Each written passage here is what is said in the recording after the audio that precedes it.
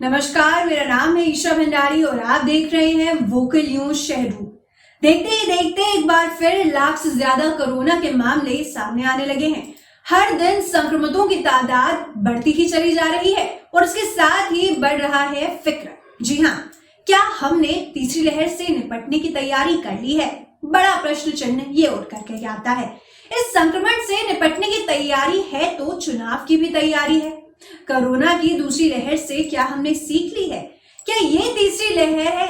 अब तो लोग तीसरी लहर से जुड़ी बातों को मौसम की अपडेट की तरह ले रहे हैं। जी हाँ, लापरवाही की तस्वीरों और रिपोर्ट्स देखकर तो ऐसा बिल्कुल नहीं लगता कि हम कोरोना की तीसरी लहर से लड़ने के लिए बिल्कुल भी तैयार हैं। पिछले करीब 2 साल से कोरोना वायरस पूरी दुनिया को सता रहा है। पिछले 100 सालों की सबसे घातक महामारी साबित हो रहा कोविड-19 नए रूप में हमारे सामने है। ओमिक्रॉन वेरिएंट का खतरा कितना तेजी से बढ़ा है, उसका अंदाजा इस बात से लगाएं कि 2 दिसंबर को भारत में पहला केस सामने आया। 2 महीने में ओमिक्रॉन के मामलों की संख्या कई गुना बढ़ गई है। आशंका है कि देश में कोविड की तीसरी लहर के पीछे ओमिक्रॉन ही होगा, ठीक उसी तरह जैसे दूसरी लहर में डेल्टा वेरिएंट ने कहर बरपाया था।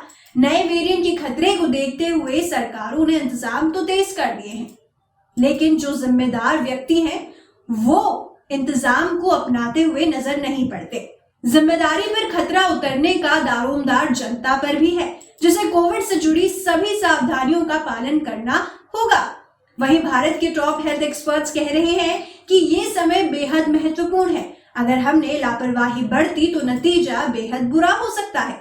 सभी ओमिक्रॉन की संक्रामकता पर एकमत दिखते हैं। कोविड से जुड़ी सावधानियों के पालन की नसीहत सबने दी है, फिर चाहे वे एम्स के निदेशक डॉक्टर रणदीप गुलेरिया, मेदांता के चेयरमैन डॉक्टर नरेश त्रेहन हो या top vaccine expert doctor Gagandeep Kang. Experts vaccine की बूस्टर डोज भी जल्द से जल्द रोल आउट करने की वकालत कर रहे हैं, ना ही केवल फ्रंट लाइन वर्कर्स के लिए बल्कि सभी आम नागरिकों के लिए भी।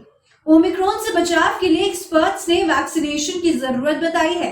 अभी तक की रिसर्च ये बताती है कि ये वेरिएंट डेल्टा से ज्यादा संक्रामक है, मगर शायद कम घातक है।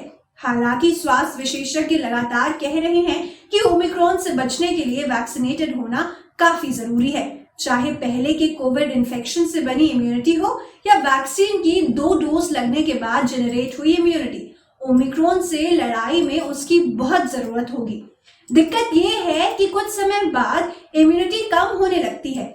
हाल ही में द लैंसेट की एक रिपोर्ट आई जिसमें कहा गया कि कोविशील्ड, जो भारत में सबसे ज्यादा लोगों को लगी है, कि उसकी इम्यूनिटी 3 महीने बाद घटने लगती है। जी हाँ, यही वजह है कि बूस्टर डोज पर इतना जोर दिया जा रहा है। इसी के चलते आईआईटी कानपुर के प्रोफेसर मनिंदर अग्रवाल ने एक इंटरव्यू में कहा था कि दिल्ली और मुंबई जैसे बड़े शहरों में कोरोना की चल रही तीसरी लहर का पीक मध्य जनवरी में आएगा। जी हाँ, यानी हर दिन लगभग 8 लाख कोरोना मामलों का अनुमान प्रोफेसर ने लगाया है। कोरोना की दूसरी लहर के पीक में भी इतने मामले नहीं आए थे।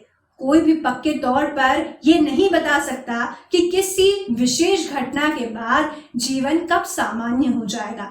ऐसा इसलिए क्योंकि जिसे हम सामान्य कहते हैं वह चीजें भी हमेशा बदलती रहती हैं। यहाँ तक कि सामान्य समय में भी इनमें बदलाव होता रहता है। फिर भी ये सवाल हमेशा उठता रहता है कि आखिर महामारी के बाद जनजीवन कब सामान्य होगा। जी हाँ, ये बहुत बड़ा प्रश्न चिन्ह हम सभी के आगे लग गया है।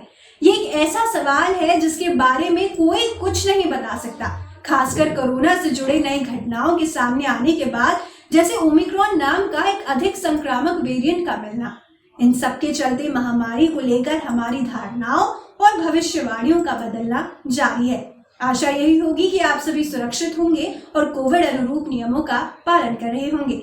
धन्यवाद। आज की खबर में बस इतना ही। यदि आप हमें YouTube पर देख रहे हैं तो लाइक, शेयर और सब्सक्राइब जरूर करें, और यदि Facebook पर देख रहे हैं तो लाइक और फॉलो जरूर करें। शुक्रिया।